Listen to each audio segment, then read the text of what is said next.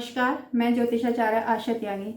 हस्तरेखा के क्रम में आगे बढ़ते हुए हम बात कर रहे थे कि हाथों के जो है आकार या प्रवृत्ति कैसी होगी। तो अब हम जानेंगे 5 प्रकार के हाथ हम जान चुके हैं। नेक्स्ट आते हैं हम मानसिक हाथ। मानसिक हाथ लंबा होगा, संकीर्ण होगा, उंगलियां बहुत सॉफ्ट होंगी, उनका टच जो है अगर हम करेंगे तो सिल्की जैसे कहते हैं स्मूथ टच होगा उनका। उंगलियां नुकीली होंगी, गांठें जो हैं वो बिल्कुल क्लियर होंगी, ऐसे नहीं होंगी कि उभरी हुई, गांठें बिल्कुल क्लियर होंगी।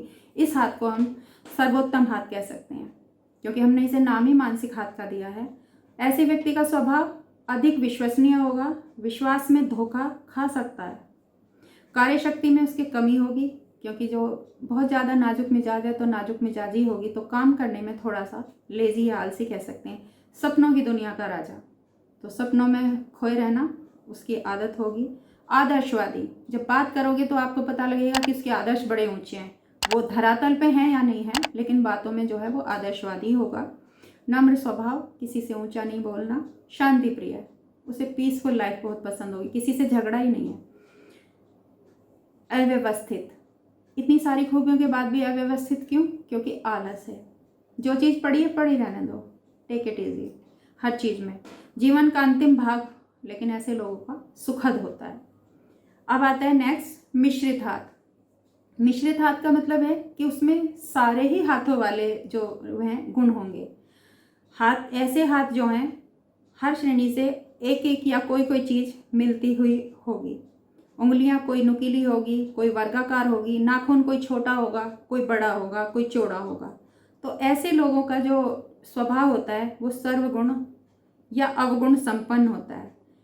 मतलब अगर उसमें मिश्रित गुण जो है अच्छे वालों के आ गए तो वो सर्वगुण संपन्न हो जाएगा, और अगर उसमें बुरे वालों के आ गए तो उसमें जो है निम्न श्रेणी वालों के आ गए, मतलब अच्छा बुरा तो कोई नहीं होता, सब ठीक ही होते हैं, तो वो अवगुण संपन्न हो जाएगा।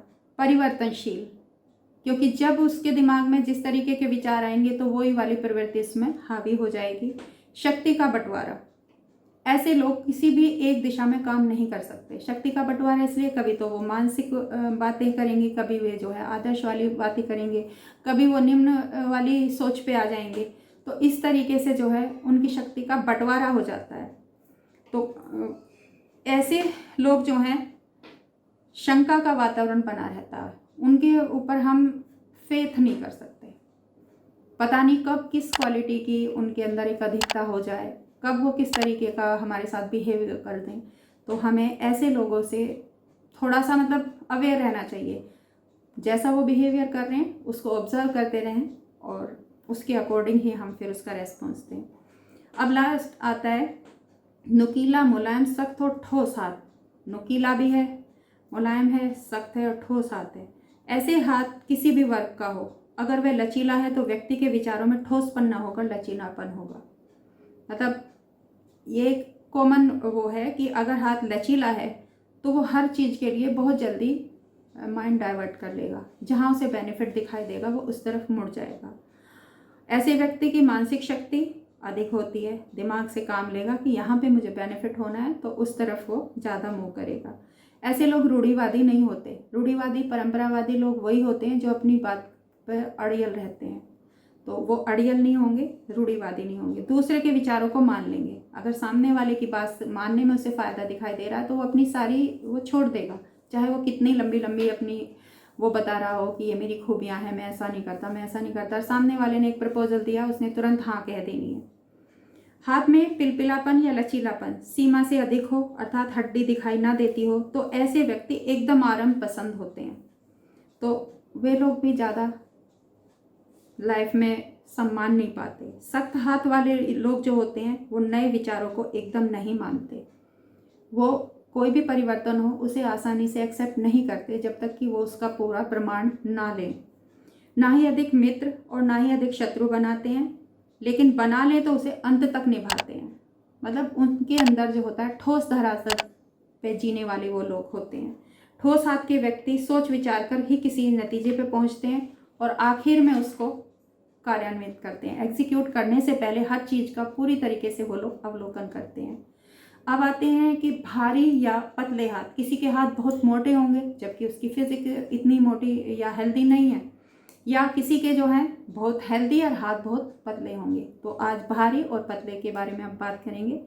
हथेली पतली और सख्त हो तो व्यक्ति बेचैन और क्रूअल नेचर का होता है। हथेली पतली होने के साथ साथ मुलायम हो तो धन की लालसा उसे अधिक होती है। ऐसे व्यक्ति को समझाना थोड़ा सा कठिन होता है। भारी हथेली के साथ त्वचा लचीली हो तो व्यक्ति दृढ़ निश्चयी होता है। भारी हथेली के साथ यदि पिलपिली हो तो व्यक्ति परिश्रम से घबराता है और कामुक स्वभाव और खाने पीने वाला होता है। भारी हाथ में मोटी और खुरदरी त्वचा विमुक्तता को दिखाती है। विमुक्तता मतलब उसमें किसी चीज के प्रति ज्यादा मोह नहीं रहता। ऐसे हाथ वाले व्यक्ति का अंगूठा यदि छोटा हो तो मन मस्तिष्क पर नियंत्रण नहीं होता और यही लोग क्रिमिनल होते हैं।